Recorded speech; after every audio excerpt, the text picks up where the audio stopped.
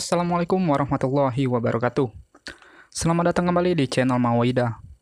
Untuk perusahaan IPO yang akan saya bahas selanjutnya, yaitu berasal dari sektor kesehatan, yang merupakan pengelola rumah sakit swasta. Ada yang berpendapat kalau masa kejayaan sektor kesehatan itu sudah lewat, dan sekarang lagi masanya sektor komoditas. Terus juga ada yang berpendapat kalau saham ini mahal, karena harga IPO-nya itu di kisaran seribuan.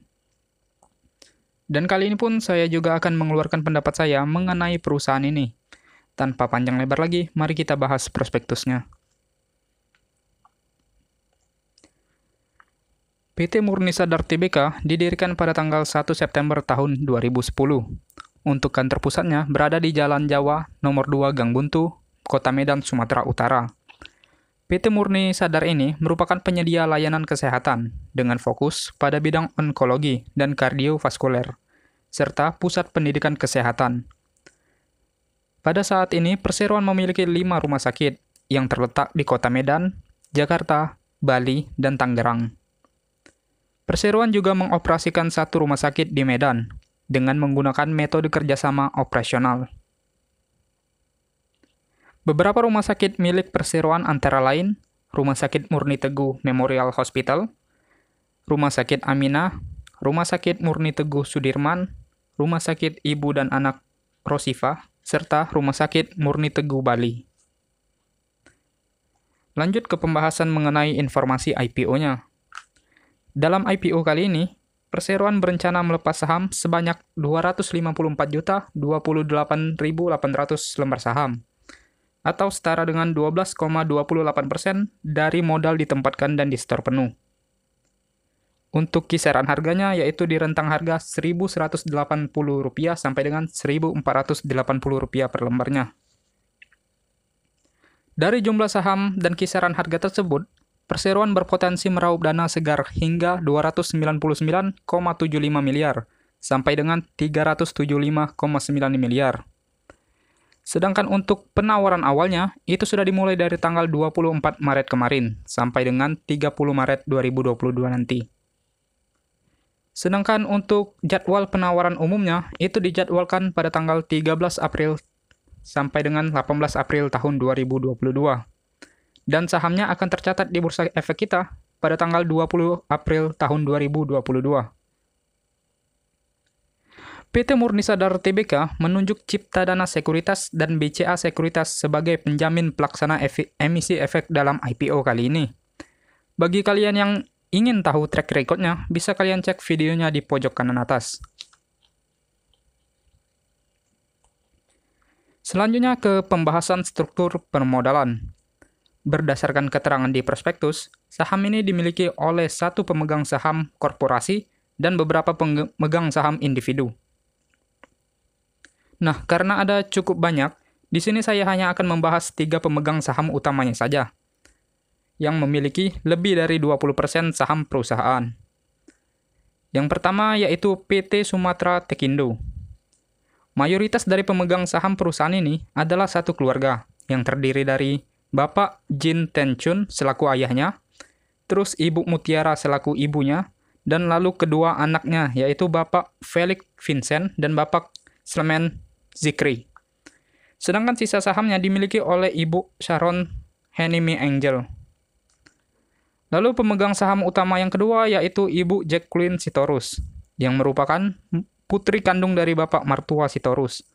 Untuk lebih rincinya akan saya jelaskan di kesimpulan. Dan pemegang saham di atas 20% yang terakhir yaitu Bapak Andi Indigo, yang merupakan putra kandung dari Bapak Ganda, yang juga merupakan pemegang saham perseroan. Sedangkan yang akan menjadi ultimate beneficial owner-nya yaitu Bapak Jin Tenchun. Selanjutnya ke rencana penggunaan dana hasil IPO-nya. Dari 100% dana hasil IPO yang berkisar di harga 299 sampai dengan 375 miliar ini, itu terbagi menjadi 2 bagian. Yang pertama akan digunakan oleh perseroan dan yang kedua akan dipinjamkan ke anak usaha perseroan, yaitu PT Murni Sadar Kasih Abadi. Yang akan digunakan perseroan itu sebanyak 181 miliar, yang terdiri dari 20 miliar akan digunakan untuk keperluan belanja modal dalam rangka ekspansi usaha perseroan. Sedangkan 161 miliarnya akan digunakan untuk kebutuhan modal kerja. Namun tidak terbatas, bisa juga digunakan untuk pembayaran utang usaha, pemeliharaan persediaan, dan pembayaran biaya sewa.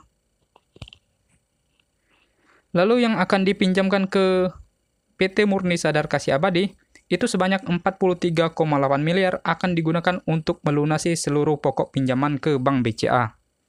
Lalu 30%-nya 30 miliar maksud saya akan digunakan untuk keperluan belanja modal dalam rangka ekspansi usaha perseroan.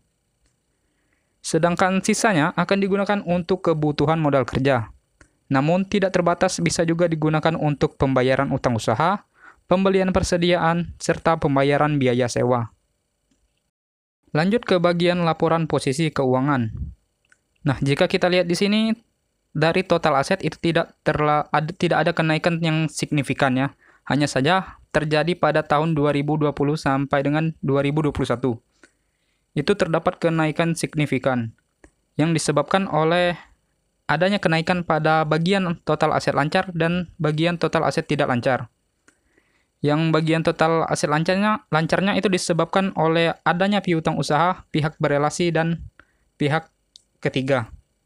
Sedangkan untuk pada aset tidak lancarnya, itu disebabkan oleh adanya surplus revaluasi aset tetap yang dilakukan oleh perseroan. Sedangkan untuk bagian liabilitasnya, dari tahun 2018 sampai dengan tahun 2020, itu sebenarnya sudah sangat mengkhawatirkan jika dibandingkan dengan total ekuitasnya. Akan tetapi, pada Oktober tahun 2021, itu rasio debt equity rasionya sudah kembali normal. Penyebab utamanya bukan dikarenakan total liabilitasnya yang menurun, melainkan karena adanya peningkatan yang signifikan pada total ekuitas. Peningkatan total ekuitas tersebut disebabkan oleh meningkatnya modal ditempatkan dan disetor penuh oleh pemegang saham perseroan, serta keuntungan atas revaluasi aset tetap perseroan. Selanjutnya ke bagian laporan laba rugi perseroan. Jika dilihat dari segi pendapatan dalam 4 tahun terakhir, perseroan selalu mampu untuk meningkatkan pendapatan. Akan tetapi, jika dilihat dari segi laba bersihnya, ternyata perseroan pernah membukukan kerugian. Hal ini terjadi pada tahun 2018 dan tahun 2019. Bahkan pada tahun 2019, kerugian yang dialami perseroan lebih parah jika dibandingkan dengan tahun 2018. Penyebab utamanya dikarenakan beban usaha perseroan yang meningkat 2 kali lipat, serta beban lain-lain yang naik lebih dari 20 miliar. Jika dibandingkan dengan tahun 2018, yang menyebabkan kerugiannya menjadi lebih besar. Kemudian pada tahun 2020, barulah perseroan bisa membukukan laba bersih. Hal ini disebabkan oleh adanya peningkatan pada pendapatan perseroan, serta penurunan pada beban lain-lain. Lalu pada tahun 2021, perseroan kembali dapat meningkatkan laba bersih. Hal ini sejalan dengan peningkatan pendapatan yang dialami oleh perseroan. Selanjutnya ke perbandingan valuasinya. Nah, jika kita lihat valuasi perseroan pada tahun 2020 itu sudah sangat mahal. Bahkan jika dibandingkan dengan perusahaan sejenis ya teman-teman, yang harga sahamnya jauh lebih mahal dari perseroan. Tetap saja valuasi perseroan sangatlah mahal.